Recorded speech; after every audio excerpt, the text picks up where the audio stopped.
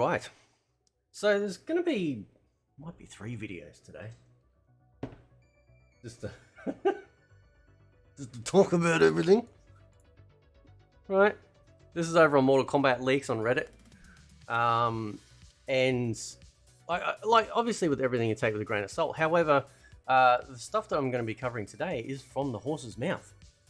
So this is one of the tweets that Ed Boon has put out, and all it says is cameos and combos and breakers, right? With a George Takei, oh my. Now, I wanted to sort of discuss. I wanted to discuss this, right? Because I'm okay, so everyone knows I'm worried about the cameos. A lot of people are, right? Combos, I don't care so much for combos. It's really weird. Like I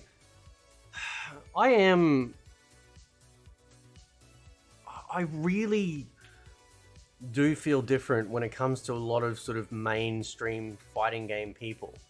You know, for me, like it was, I sort of, because fighting games didn't really have combo systems back then, you know, we're very much reliant on like specialized attacks, you know, like high kick, uppercut, you know, like 360 spinning heel kick and all that sort of stuff that you can do with any and all sorts of characters, roundhouse kick. And then you got your special moves added in there as well. So like, that's what I got used to doing, and it used to like really annoy people, right? Like I used to just like destroy people in Mortal Kombat, not because I'm fantastic, even though I am. No, I'm just kidding, right? I'm not. But I figured out the system, right? So in classic MK, like especially like MK2 and up, right? Somebody jumps in, generally a standing high kick or a standing spinning kick would knock them out of the air, depending on the character you're fighting against. If you're fighting against, say, an MK2, fighting against, say, Baraka, Kung Lao,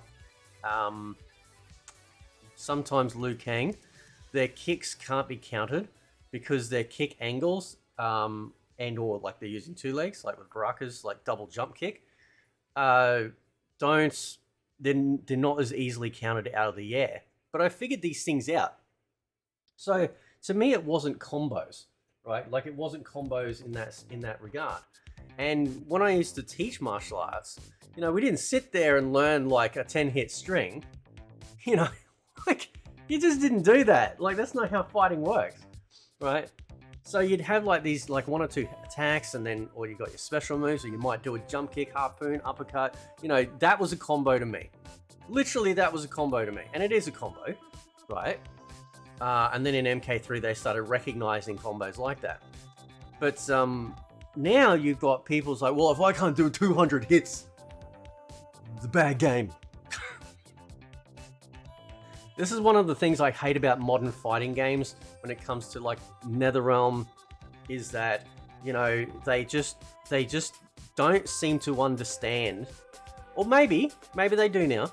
They don't seem to understand the impact and the annoyance it has on people who are being held in the corner by some clown just doing little standard low punches, you know, because they realize that by adding in these little transition attacks, it allows them to then almost reset the combo counter so then they can keep going. Like, that's not fun. And then they tied that rubbish to the defensive meters, right? So, you know, and that was expensive as well in MK11. So in MK9, MK10, we had, they used like the meter to break out of stuff. In the 3D era games, they used, essentially you had like 3 pips, you know, 3 icons or whatever it was appear below like your health bar, and they were your combo breakers. Now I'm pretty sure from memory that was per round, not per match. So if that's what the breakers are gonna be, right? Where like you're allowed to break a combo, right? Just bam, right? Easily, not difficult, right? Because combo breakers before were forward and block. That was it. Bang, just knock them out, and that was it. And combo breakers are great, not just for the fact that you're like going to break some spammy clown online. It's also a lovely psychological advantage that you have, because when you start turning the tables on a person that you're fighting, so say they're all combos, right? And I might lose a few matches or whatever, but I keep coming back because I'm trying to learn what they're doing. And then once I figure out what their weaknesses are, and then it's very easy. So they might be like, really like, yeah, bam, bam, bam, all these combos, they've memorized like these massive hit strings, but they're absolutely weak on blocking throws. Or they're weak on, just sort of like chip damage and stuff like that, right? So then once you start to realize that, you can then, take advantage of their weakness and beat them. Combo break is wonderful psychological damage to them. And to me, because it can happen, but because I don't put a lot of stock in big combos, because I don't sit there and learn massive strings, then I don't feel like as threatened by combo breakers as a lot of people would, because they sit there and they go, what's the most broken character? What's their most broken combo? And then they take those two, they get online, they get thousands of wins, and everyone thinks they're awesome, but they're not. It's just because they've taken advantage of a broken system. And then once you expose that weakness in their systems, then they've got nothing left. And that's why I love fighting games, because it's all psychological. Love it. It's so good, right? So combo breakers, I'm hoping is easy.